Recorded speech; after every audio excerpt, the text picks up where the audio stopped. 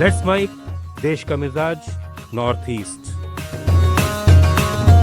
ये है let's mic Morton radio और आप सुन रहे हैं पूर्वोत्तर भारत की खबरें। त्रिपुरा में मंगलवार को आए भीषण तूफान ने पूरे राज्य में तबाही मचा दी है। इस आंधी बारिश ने 2037 घरों को नुकसान पहुंचाया, जिनमें 112 पूर्ण रूप से ध्वस्त हो गए। राज्य के अलग अलग जिलों में बिजली के 129 खंभे गिरने से बिजली आपूर्ति ठप हो गई, जिसकी मरम्मत का काम तेजी से चल रहा है। 2 लोग घायल हुए, हालांकि अभी तक किसी मौत की खबर नहीं है। प्रशासन राहत कार्यों में जुटा हुआ है। पूरी तरह क्षतिग्रस्त घरों को 10-10 हजार रुपए की अंतरिम मदद दी जा रही है। अगरतला में स्मार्ट सिटी प्रोजेक्ट के तहत बिना सोचे समझे बने सकरे नाले और अवैध कब्जों के कारण मामूली बारिश से भी सड़कों पर पानी भरने लगा है, जिससे यातायात और जनजीवन प्रभावित हो रहा है। उधर सिक्किम में भारी बर्फबारी के कारण लोकप्रिय पर्यटन स्थल बाबा मंदिर और नाथुला रोड को बंद कर दिया गया है। प्रशासन ने पर्यटकों की सुरक्षा को देखते हुए इन इलाकों में आवाजाही रोक दी है। फिलहाल सड़कें केवल चांगू लेक तक ही खुली हैं। आरएन रोड और जुलुक का रास्ता भी पर्यटकों के लिए सामान्य रूप से खुला हुआ है। असम के मुख्य निर्वाचन अधिकारी अनुराग गोयल ने मोरीगांव और जोरहाट जिलों में वोट गिनती की तैयारियों का जायजा लिया। उन्होंने मोरीगांव कॉलेज के काउंटिंग सेंटर, स्ट्रांग रूम और गिनती हॉल का निरीक्षण किया तथा सुरक्षा व्यवस्था की समीक्षा की। गोयल ने अधिकारियों को चुनाव आयोग के दिशा निर्देशों का सख्ती से पालन करने और पूरी सतर्कता बरतने का निर्देश दिया।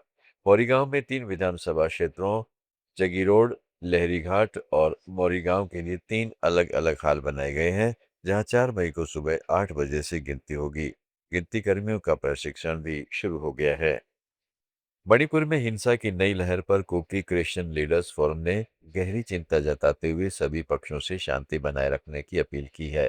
फोरम ने उखरूल और काम जोंग जिलों में कुकी और तांगखुल समुदायों के बीच बढ़ते तनाव और हिंसा की निंदा की है। लेतान गांव में एक छोटी सी घटना से शुरू हुआ विवाद अब घरों की तबाही, निर्दोष मौतों और व्यापक भय का कारण बन गया है। फोरम ने अपने आधिकारिक बयान में कहा है कि एक ही ईश्वर पर विश्वास रखने वाले समुदायों के बीच इंसान न तो न्याय दिला सकती है और न ही स्थायी शांति। फोरम ने सभी नेताओं, चर्च प्रमुखों, युवाओं और नागरिक समाज से आग्रह किया है कि अफवाहों, घृणा और गलत सूचनाओं से दूर रहें, संवाद का रास्ता अपनाएं और एक दूसरे के बीच विश्वास बहाल रखें।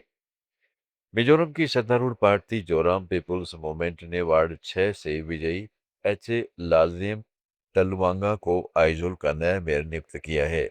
वे 2031 तक इस पद पर बने रहेंगे। साथ ही आरलाल वम्पुई को डिप्टी मेयर और 4 एग्जीक्यूटिव कॉरपोरेटर्स की भी घोषणा की गई है। बता दें कि 19 वार्ड वाले आइजोल म्युनिसिपल कॉरपोरेशन चुनाव में मूवमेंट ने 17 सीटें जीती, जबकि मिजो नेशनल फ्रंट और कांग्रेस को एक-एक सीट मिली। भाजपा यहां खाता भी नहीं खोल पाई। अरुणाचल प्रदेश के पूर्व सियांग जिले में निगलोक इंडस्ट्रियल ग्रोथ सेंटर में एथर ऑयल्स एलएलपी के फेरो सिलिकॉन इंडस्ट्री पर लगे लंबे समय से चले आ रहे ब्लॉकेड को स्थानीय ग्रामीणों ने अस्थायी रूप से हटा दिया है। फरवरी के मध्य से चला यह विरोध प्रदर्शन प्रदूषण, स्वास्थ्य समस्याओं और फसलों को हुए नुकसान को लेकर था। रुकसिन के एडीसी किरण निंगो की अध्यक्षता में हुई बैठक के बाद प्रदर्शनकारियों ने फैक्ट्री के बाहर लगे ब्लॉकेड को 6 महीने के लिए हटाने पर सहमति जताई है। इस दौरान विशेषज्ञ टीम प्रदूषण स्तर की निगरानी करेंगी। चलते चलते मेघालय में क्रिकेट को मिलने वाली नई ऊंचाई की। कुरकलांग में बनी अत्याधुनिक इंडोर क्रिकेट अकादमी युवा खिलाड़ियों को साल भर बिना मौसम की चिंता किए प्रशिक्षण देने, स्किल सुधारने और टैलेंट को निखारने का बेहतरीन मौका है।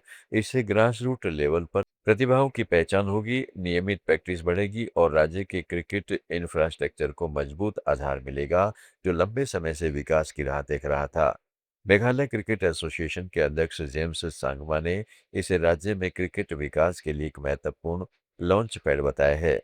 गौरतलब है कि प्रधानमंत्री नरेंद्र मोदी ने सिक्किम से वर्चुअल रूप से कल इस अकादमी का लोकार्पण किया था, जो पूर्वोत्तर के 6 राज्यों में एक साथ शुरू हुई थी।